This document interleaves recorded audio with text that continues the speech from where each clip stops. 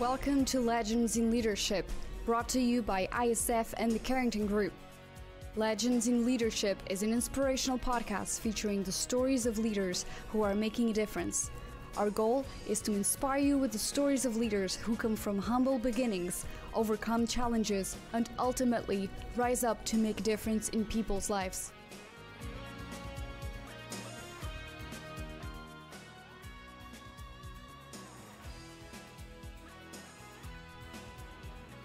Greetings, folks, and welcome to Legends in Leadership. And I'm Dr. Blair Ritchie. I'm the Executive Director of ISF and co-hosting the podcast. Today with me are Tyler Tallman and Jason Smith, family officers with the Carrington Group. And we begin these podcasts with a fun little leadership trivia just to test your knowledge of great leaders who, like us, have humble beginnings and are trying to make a difference in the world or have made a difference. And so, Tyler, you're up today. So what's our leadership trivia question? Thanks, Dr. B. We're going to travel back in time today. This particular leader was born October 13th, 1925 in Grantham, England. She became the first woman to lead a major Western democracy. She was the daughter of a local businessman. She was educated at a local grammar school in Grantham called the Grantham Girls High School. And she was just the daughter of a common grocer who grew up in a very small market town that, by the way, was a long ways from the halls of power. Her family operated the grocery store. They lived in this tiny little apartment on top of that grocery store. But this particular lady, she majored in chemistry, but the most important chemistry the world came to know was that her soul was made of iron. Now, I don't know if that's a clue or not, but we'll be back at the end of today's show to talk about the leader who was a legend whose soul was made of iron and give you that answer. So back to you, Dr. Blair. Very nice, Tyler. That's a good one. That's a good one. Well, we're excited today about our guest today, Mike Panebianco. Mike is a pilot with Southwest Airlines and is also the creator, founder, lead mission guide for a project called Mission Ready Human, which is a fun little project that I'm very close to.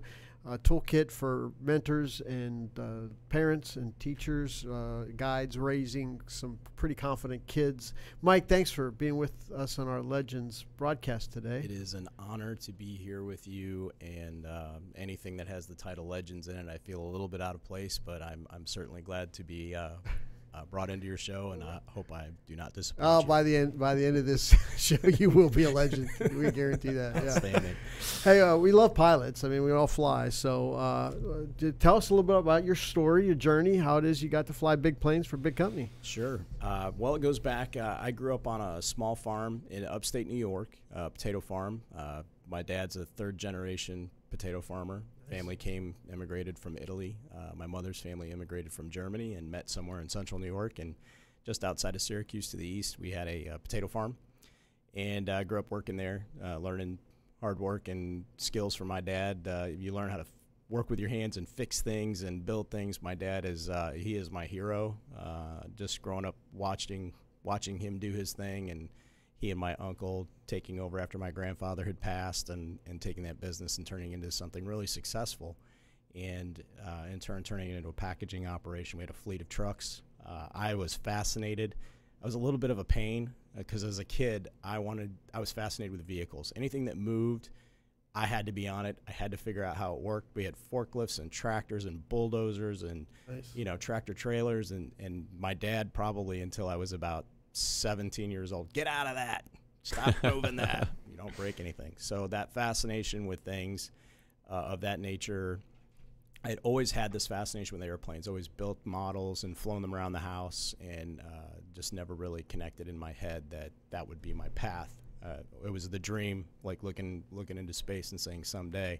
We lived underneath the arrival corridor into Syracuse, and there was an Air National Guard base there. They had A-10 Thunderbolts, really cool airplane. Always wanted to fly that airplane. Didn't get the opportunity, but looking up while you're sitting on a tractor saying someday, that was my thing. And I ended up a freshman in college and one of the guys in my Army ROTC class said, hey, would you be interested in starting a flying club? And I'm like, sure. What's a flying club? You know, how do we do that?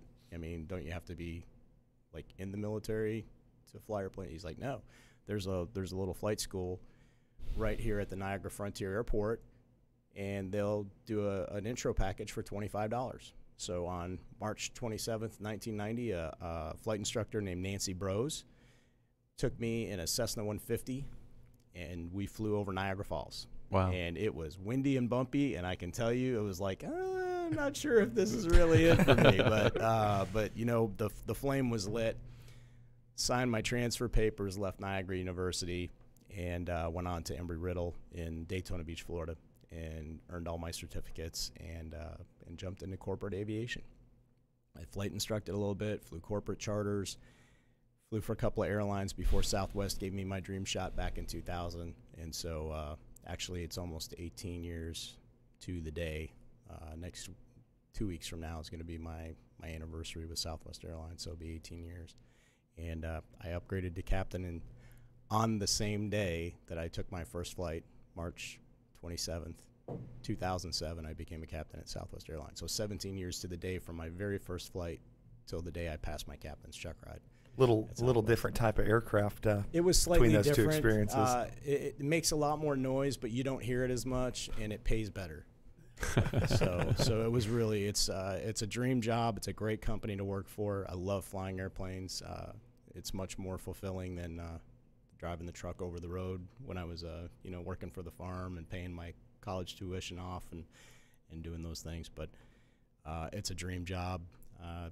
Just sheer will to get there. Wasn't very gifted in school in any way. But let's talk about that journey, because you always talk about, are you living the dream or just working at a job? And you're Right. pursuing a dream, but those dreams don't just happen. I mean, there's lots of just struggle and challenges. Talk about some of those that you faced that you had to fight through. Right. So again, I look back at my academic career, and if you ask anybody, I think my 30th high school reunion was Saturday, and if there was a "Where are they now?" most people would go, "Are you kidding?" Because they remember me from way back when.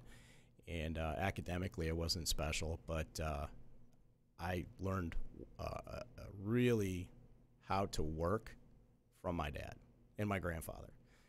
In our hometown, they were noted for starting the fire department, the volunteer fire department. My dad, just worked around the clock. When I was a kid, I don't remember seeing him very much because I knew he worked a few jobs. He'd go back and forth between his day job and then working at the farm on the second shift when they do harvesting and planting. So hard work was the key to my success, and I would not quit. And I usually will tell somebody, who says, you may be able to outwork me, but you won't want to try it a second time, because I'll give you a run and I'll still show up for the next one and the next one and the next one, and if that's what it takes. So going through flight training, those challenges for me where academics were maybe a little bit out of my reach, I could visualize how I wanted to fly the airplane, and that was really good for me, but I really had to work a lot harder than everyone else to get through the academics. And so I just set small goals. I'm going to get through this stage of my flight training, and then I'll get through the next stage of my flight training. And the belief system started backing up the performance, and it carried me through. So, it's how you think about it. What one man can do, another man can do, and you go from there. And you just adjust your work schedule and try to work smart and not too hard. I set the record for working too hard and not too smart, and I'd like to see other people do it the other way so that you don't have to wear yourself out to get there. There's no swath of destruction behind you when you finally hit your goal. You're like, yes, and then you turn around and the entire world is on fire behind you. It's like, oh, well, he got there. There's an easier way. So that's what I'm dedicated to now. Talk about your family a little bit. Kiddos? Yeah, so I'm married to Carrie. Carrie is my spouse who has probably a sore neck from going, but she's a wonderful lady. We met flying for the airline. She was a flight attendant, worked at Continental Express. We were married in 1999. We have two sons. One is Anthony, and he is 15 and an amazing guitar player. And then we have a 12-year-old named Jack. And Jackson is he's starting to become quite the trumpet player, which somehow he must have seen pictures of his old man in the marching band and now he's really into it. So the boys are great. They're into archery and doing great in school. Just a few days into the new school year, they're awesome.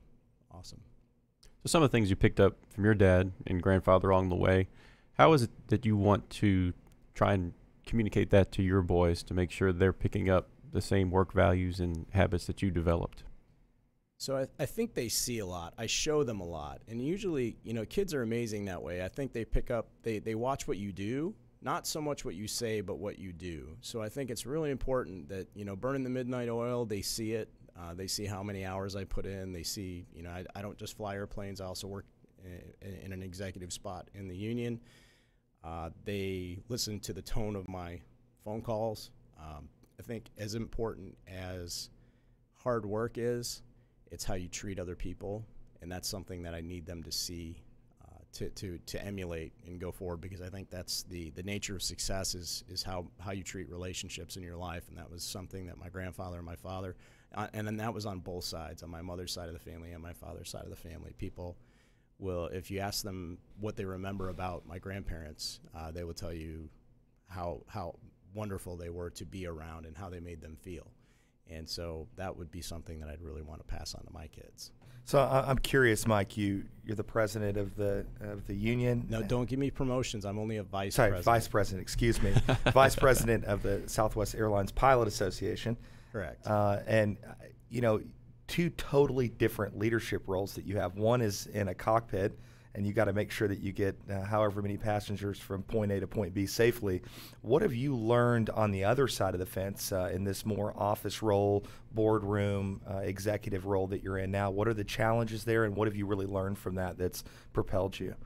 Well, I have to say, I think the carryover, the difference is that most of what I do when you deal with when you have 9,500 members and pilot members of the association, you see what they go through on a day-to-day basis. So you don't always see the shiny side of things. You see, illnesses in their families, deaths in their families, challenges that they have at work. I've faced it myself when you have health challenges and you have to overcome, because when you make your living with a privilege rather than a right, things can go wrong. And as you gentlemen all know me you've known me for a couple of years now, I've faced those challenges and had my ability to fly revoked by the FAA. So I see those challenges and I deal with those much more intimately. When I'm in the airplane, it's a bit more teamwork, and we're so standardized. I could walk into an airplane with all the crew members, including the first officer, that I don't know and have never met, and we all perform the same way. We're standardized and trained to do the same thing so that we're interchangeable. Every aircraft that Southwest Airlines flies, we at one point had 4 different types of 737s. I could walk into any one of those airplanes and sit down with any other employee of Southwest Airlines flight crew member, and we would all know exactly what we were doing. And then you get into the role in the office where you're inventing some solutions and you're building teams, and everyone is a type A personality trying to do a job that they probably were not trained for.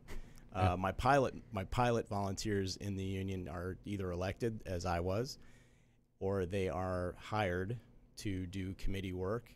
And then we have staff members that actually get hired because they have real skills and they have resumes and things like that. So trying to build bridges between people where we're not standardized, that was a big challenge. And it just shows the need for clear guidance, good vision, the ability to work through conflict is tremendous, and that's universal, I think. Those are the biggest takeaways, is just teamwork. It works. The beautiful example is in the airplane and how it works. And you wonder, you look up front and sometimes, that you'd say, well, it doesn't really look like you guys work that hard because the airplane flies itself. Well, you see us when we are sitting at the gate. You see all the switches and the lights and everything. And, when we push back and go fly, those lights are all off. And then something happens. And an orchestra of activity takes off, but it's beautifully planned. It's masterfully trained. I'm about to go into 9 days of training in a simulator that makes you sweat. It literally activates your sympathetic nervous system, because not only is your job on the line, we have to requalify every year to keep our job, but it's so realistic now that you actually feel what the airplane is doing, and you feel the time compression and the stress that comes with it. And those simulators are so good that the FAA will allow you to use that as your primary training tool. And the first time you actually touch a 737, you will have passengers in the back. Mm-hmm. And not as a captain. You'll have a check airman with you as a new first officer. But when you go out and fly, that would be the first time theoretically that you ever flew a 737, and because the simulation is so good. But I don't know if that gives me more confidence or makes me more nervous as a consumer, but it should really. I'll tell you what, if you're free next week, come with me, and I'll put you in the back of the simulator, and you'll say, "We're good." You'll trust it. It really is amazing. Flight training today is outstanding. I wish I could show my kids that. That's one thing I wish I could take my kids to. But let's talk a little bit about this whole mission-ready human side of your life. I've kind of known you now for a few years, and while you have a passion for flying and all of the leadership and the teamwork that comes with that, it's so critical. You have a heart for kids that are struggling, and so tell a story about how Mission Ready Human came about and what the focus of that part of your journey is. Sure. So 2001, September 11th, 2001 was a day that most of us that were alive will never forget. And being in the aviation industry, to sit and watch your passion and your joy turned into a weapon against innocent civilians was it was a rough patch. I have friends at American and United, and I had family members in both sites, well, 2 of the 3 sites of the 9/11 attacks, and it was a life-altering moment for me as a new Southwest pilot. Those attacks didn't hit my company, but they hit my industry and they hit my friends, and it was very close to my family. And that started an exploration. I'm a little bit of a learning addict, and on that day, some things happened to my fellow pilots, and their airplanes were taken away from them, and that started an investigation. How do we protect ourselves from this? And the entire industry went into this. How do we prevent this from ever happening again? And that exploration led me through some pretty interesting places. As you know, there are air marshals out there flying around. There are federal law enforcement officers. There are also federal flight deck officers who are armed pilots that go through the Federal Law Enforcement Training Center. Many of us went through training of that sort and took it even further and got more specialized into systems that teach self-defense and tactics to thwart such style of attacks.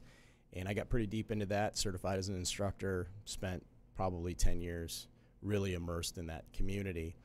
And in doing that, coming out of it, it's like, okay, so the likelihood of in my career of that actually ever happening to me is very low. But I've got to keep this skill set sharp because they're perishable skills. So what do I do with that? So, all right, I'm going to go out and I'm going to teach self-defense. And I worked with police officers and soldiers and different groups, and we'd go out and host realtors and things like that. And there was really you kind of have to chase people around. No one wants to think about it. And then the phone rings one day, and it's a mom, and she said, "I found your website, I read your blog, and I think you're my solution. Would you please call me back?" And kind of cryptic message there, huh? That's odd. And I'm a mom. You're my solution. I'm married. I'm good. So I kind of went on, and then the next call came, and it started getting more detailed about what was happening to her child in school. And I saved the voice message, and every once in a while I'll play it again because you have to hear it. You have to hear the voice of a mom who says, "My child has been bullied so badly, I think we're losing him. He won't go to school." And it made me stop and think. I'm like, so how am I going to help this person? I have to help this person.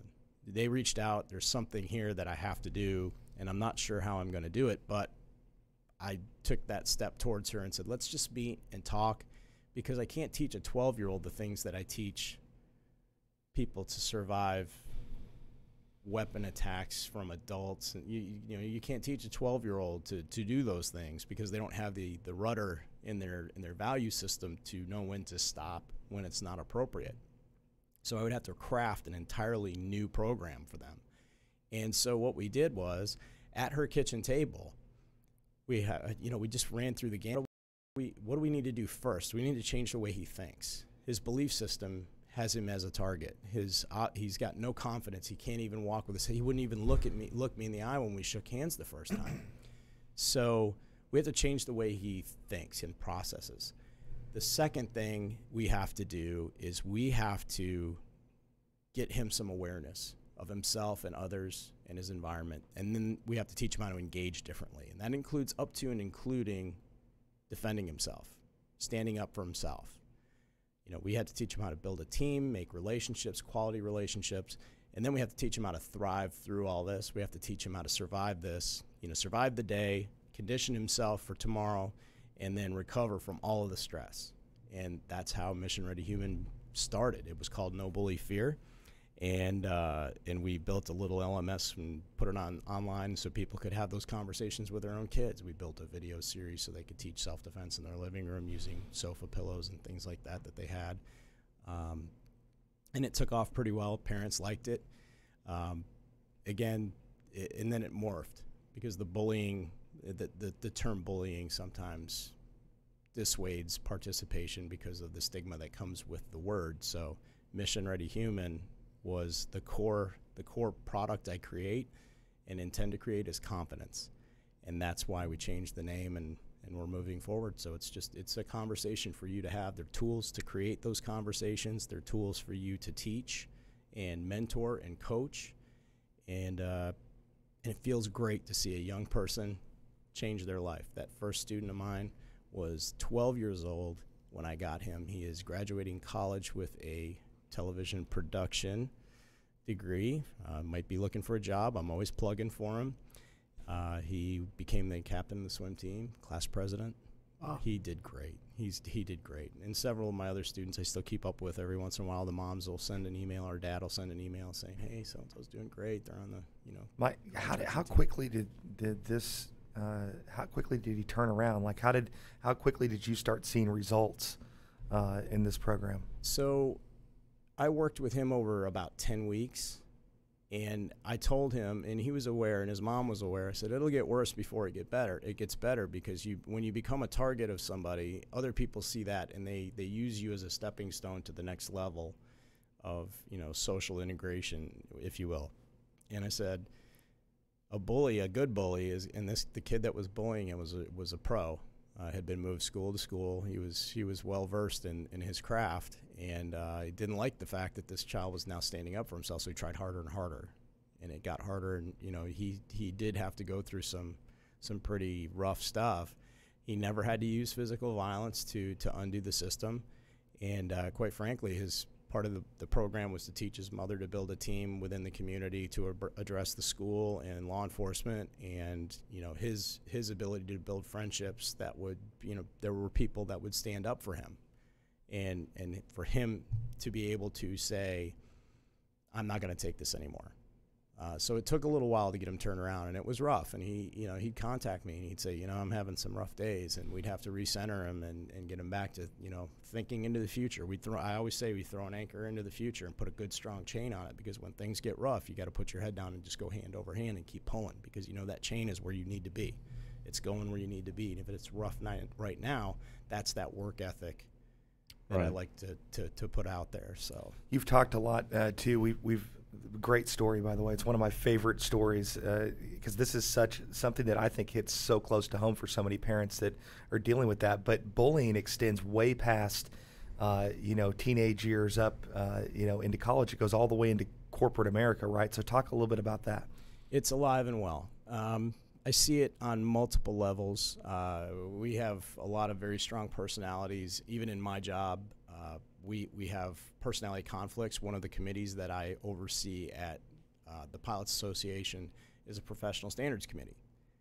And when you have strong type A, in charge, pilot types working together, that can get away from some people sometimes, and they forget the the dignity and respect that you owe another professional, and we deal with that. We deal with that with a committee with intervention, and also in office politics. I would bet you could walk through this building and find an office with someone who uses a little bit of power and a little bit of aggressive language or positional influence to make somebody feel like less a human being, and it's just a human condition. It doesn't go away. It's never going to be. You'll never be bully proof. You'll always have to. It's like fear. It's always going to be there. You just have to manage it. And so that confidence is what I use as the solution, the recommendation, the prescription is what you need more confidence, and here it is. So it's situational though. At ISF, we work with foster care kids who age out of that system, and along their journey, they've had to endure a lot of bullying. And one of the things that we do with mentors is to come alongside these young people and really invest in their lives. And the mission-ready human side of that really connects with our mentors because of that need for functional competence. And talk a little bit about the value of mentoring and the difference mentoring can make. Oh, it's such a huge difference for young people. The future is tomorrow or a week from now, or maybe this summer, Christmas. They don't go very far out into the future, and so giving them a vision that they can really latch onto, and whether it's short term or long term, I think mentoring. You're not always the right mentor for the job. You want to get a mentor that can help them in their short-term goals, and maybe have several mentors around that can get them through career goals or life issues, conflicts in family, self-esteem issues, things like that. But to have not someone to tell you what to do, but say, you know what, I've fallen in that hole. I felt that. Maybe our situations weren't the same, but I felt just like that, and here are some of the things that I did to get out of that hole. And that's really someone to stand and be able, to trust. Number one, it's a real relationship, and if it's not a real relationship, it's really not mentoring. It's almost coaching or maybe even teaching. So, to invest yourself into another human being and feel what they feel and share with your path how to get through that. I think that's a huge part of being a good mentor.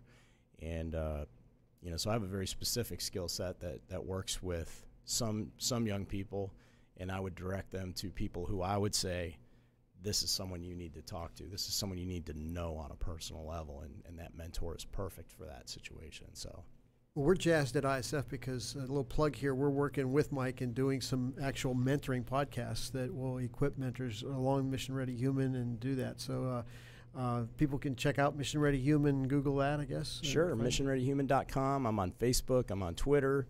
And I have a YouTube channel. There's not much there. I don't do much video because I have a face for radio, so I'm more of a podcast guy. I have a podcast on SoundCloud under my name, Mike Panebianco, but I'm going to move it out there under Mission Ready Human. I was trying to get a little bit of content to it, cool. a little bit of a season there. One of the closing questions we ask our guests are just what leadership book was just impactful for you, biggest nugget out of that leadership book, and just kind of leave us with something that really inspired you on your journey. Gotcha. So I'm a big Dale Carnegie guy, and I know it's 100 years in the past that this stuff had originated, and the book is somewhat oddly written for people of modern English with the way people speak, but I would say that the How to Win Friends and Influence People has been the biggest impact on my life. I still have it. It's tabbed. It sits on my desk, and I carry the little golden book. And I would say the very first nugget out of How to Win Friends and Influence People is never criticize, condemn, or complain. And if you could live that for 1 week, you are my hero. I'm still chasing that goal after a decade of being a Dale Carnegie guy, and I would leave that with you. I think that will improve the quality of your life and the relationships around you. Wow, that's good gold stuff. That's gold, Mike. Thanks. Well, before we go, we want to come back to our trivia question, Tyler. So we're trying to figure out who this legend in leadership you got for us. So we were talking about the lady whose soul was made of iron. So she was the longest serving British Prime Minister of the 20th century. and the first woman to hold that office. A Soviet journalist dubbed her the Iron Lady, a nickname that became associated with her uncompromising politics and leadership style. Lady Margaret Thatcher, Prime Minister of Great Britain, was just an unwavering leader who dealt with a lot of, I guess you could say, folks that may or may not have liked all of her political thoughts, but she remained unwavered and focused on the things that were important. And I'll tell you, when I was reading a little bit about her deeper in history, what I took away is that you're not always going to be, people aren't always going to be the biggest fan of you in leadership. And sometimes you've got to make tough decisions that long term are going to have a huge impact. And that's what she did that I thought was huge, even though she may or may not have been liked by everybody. So, Margaret Thatcher. Good. Thanks, Tyler. That was a great one. Well, folks, that'll wrap it up for today's Legends in Leadership podcast.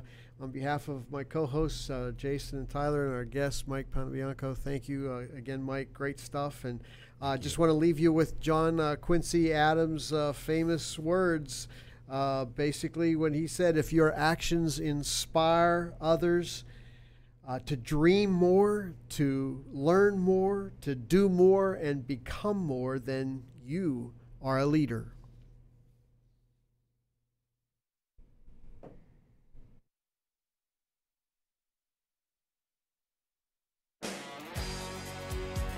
Legends in Leadership is brought to you by ISF and Carrington Group. ISF is committed to leadership development for aged-out foster care and orphan youth. ISF's mission is to transform these youth into tomorrow's leaders with scholarships, mentoring, and leadership training. Google International Student Foundation to learn more. Carrington Group is a family office with a passion for helping business leaders and their families make smart choices and fulfill their highest aspirations. Google Carrington Group Dallas, Texas to learn more. Securities offered through Regulus Advisors, LLC. Member FINRA/SIPC. Investment advisory services offered through Regal Investment Advisors, LLC, an SEC-registered investment advisor. Regulus Advisors and Regal Investment Advisors are affiliated entities. Carrington Group and this broadcast are independent of Regulus Advisors and Regal Investment Advisors.